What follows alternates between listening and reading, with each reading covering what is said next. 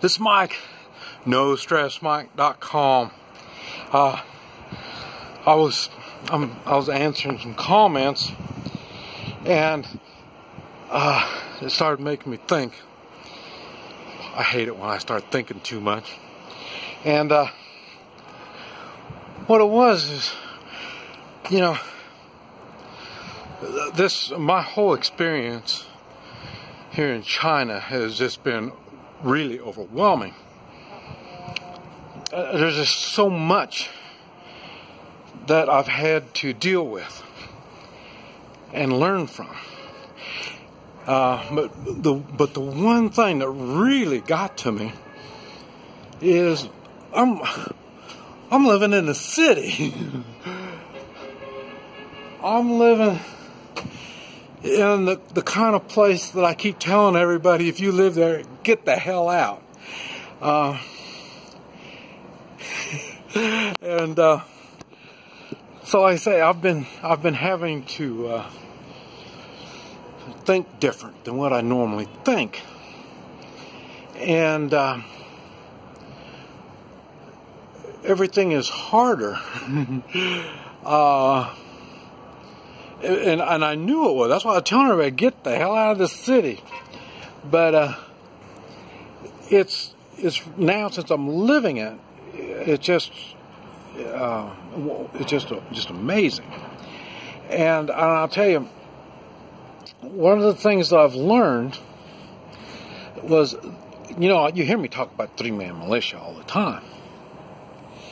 And if you live in the city, you have to have it. You have to have a whole, I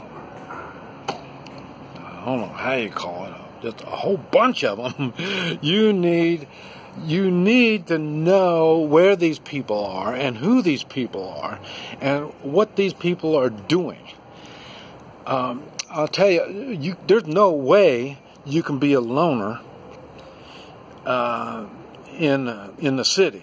Like I say, it's just my wife, and the only thing I can think of so far is we have to stay in our apartment, and even at that, I've got limits on how much I can defend my apartment. Don't forget, I've been in counter-terror business for a long time. I get people out of the positions they're in. I don't care where you're held up at. I can get you out. And so I've been racking my brain trying to figure out, how can I keep bad guys out of my area? And I haven't found a way. So, and the next thing is, I've made videos talking about being a refugee. That's definitely, I only have two options, and that's stay in my house or be a refugee. And our apartment, we don't have the room. I don't care how big an apartment is, you're not going to have enough room to prepare, to have yourself ready. Like I say, I stay on a ranch. And we've got barns. I got a bus. I mean, we got one room in the house. We've got totally dedicated to preparedness. Plus, like I say, the bus, rooms in the barns, and I mean, and we got outbuildings. We've got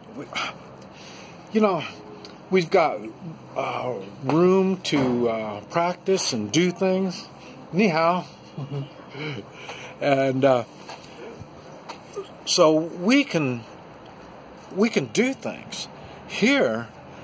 Not only I can't practice. When you're in the city, I'll bet you, nobody can really practice and do things when you're in the city, even if you're not even talking about firearms. Like I say, when I was living in Guatemala, I was taken to court because of my videos. I practice in Guatemala in a place where nobody can see me. And I have a lot of space. I mean, I got more space than what's on this roof to practice and work out with. And still my videos was enough to get me to court, to take me to court. And to here, if I worked out where people could see me here, I mean, there's no way I could do it. And I can't even do it here on the roof. But like I say, man, if something I have gets out of control and goes off somewhere, no telling where it's going to go and what's going to happen. So your limitations in the city are great. So, and like I say, you hear me talk about all these things that I've got the skills and abilities to do. I've also got all the stuff to do it. Here, I don't.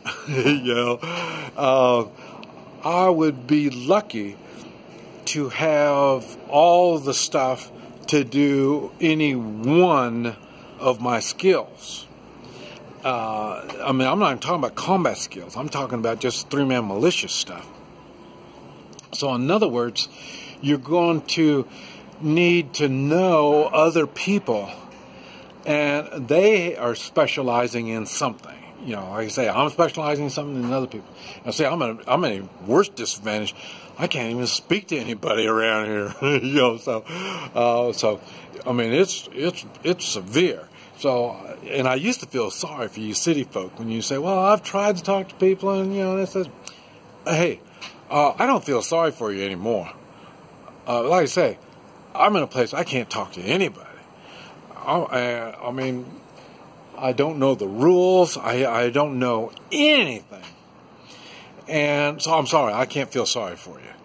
But I'll tell you what I will do. I'm going to give you some suggestions on how to start getting together on some three-man militias. Okay, I would do it if I lived in the city. Well, I do live in the city, but go to a neighborhood restaurant. I'd tell you just any neighborhood restaurant, and then you go there once a week, and you eat dinner there. The same day, the same time, every week. You invite somebody at work, somebody you work with, somebody at the gym, or somebody, just anybody that you know. You invite people, and you're going to find somebody that will come and, just tell me, hey, you want to just come bullshit? I mean, like for me, if I could talk to somebody, it'd be easy enough. Because I could say, okay, what kind of natural disasters do I need to prepare for here? And I need to know some ideas, some, what kind of stuff I need and this type of stuff. And, maybe we can meet at I go every Monday evening and I eat dinner at so-and-so, and, I'll buy you supper. You come over and we can just talk. That's how you invite somebody over. Remember we talked about manners? Okay, don't be so damn stingy. Buy somebody supper. At least buy them a cup of coffee or something, but then now we're back to the gifts. See, all this stuff I talk about, they all come together. You have to use them. You don't use just one thing and think you've got all the answers. Everything I talk about are pieces of a puzzle. And you put all these pieces together, you see the big picture, and you can get things done. And that's what I'm talking about. So every week you're going there, and every week, all through the week, you're inviting people, and some people say, well, yeah, okay, I'll come over, and then you do it. And then while you're there, you keep the talk light. You don't really know these people. You might work with them, and you might see them. You might maybe, I don't know where you met them or whatever. But like I say, you be up front. You're not trying to sell them anything, and you just be honest. What the hell's wrong with that? And so tell them what it is that that you're going to be doing there. And then, like I say, as time goes on, you have 2 people, maybe you have 3. You'll get more and more people. And as you know, you're going to have some people, and you're doing this on a regular basis, a weekly basis, not monthly, a weekly basis. And then you can invite people. Oh, like a fireman. You know a fireman? Okay, you invite a fireman to come over and we'll talk about fires. We'll talk about fires in apartment buildings. Okay. Let him explain, give you some options, some things you never thought about. You know what I mean? You can even invite a policeman. What if there's riots? What do we do? What should we expect? What are some things that the police prepare for that maybe I need to start thinking about it? Invite a speaker to come and buy him dinner and let him talk. Only keep it short. He just needs to talk for maybe an hour.